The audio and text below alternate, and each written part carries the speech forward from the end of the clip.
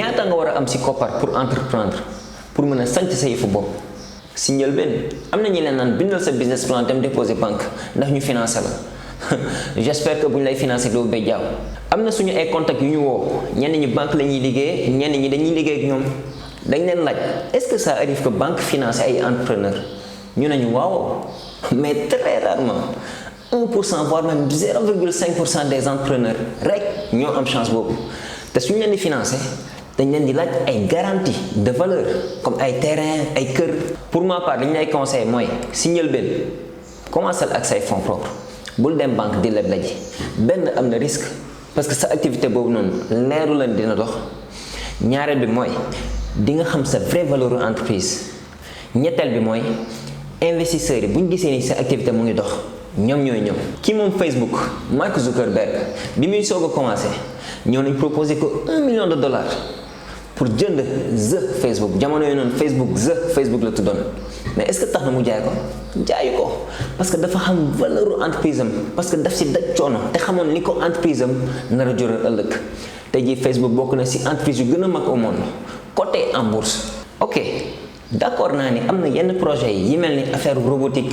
ay affaire électronique mécanique et cetera li si bëri honnêtement day laajte koppar mais américains yi dañuy faral di ne good things take time mbir yu baax yi mbir yu barkeel yi dañuy jël temps. bu la leeree ni am nga projet wu 100 millions mais lan moo tax doo diviser 100 millions yu noonu par 10 par 20 par 30 ku xam ne ñuy gagner 1000 francs wala ku xam ne ñuy gagner 100 francs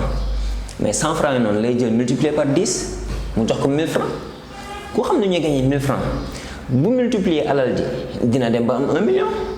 ku xam ne ñuy gagner 1 million lan moo koy teree am 1 milliard newuñu nag ni nga def ba gagner 1000 francs coono ak temps bi nga si daj même coono ak temps nga war a def pour gagner 100 000 francs non non da ngay réfléchir si naka ngay def pour accélérer processus de rentabilisation boobu noonu pour mën a am say 100 000 francs si temps bu gën a moindre ak si coono bu gën a moindre loolu nag li la koy permettre xel bi la. moo tax ñuy wax nekkul ku la dàq def effort physique moo la ëpp xaalis mais ku la dàq def effort mental moo la ëpp xaalis. toutefois am na yeneen système yi lay permettre nga financer sa activité sans dem banque avec zéro intérêt am na sax yeneen système yi lay permettre nga démarrer sa activité nga commencer am xaalis avec zéro capital soo amul sax 1 franc.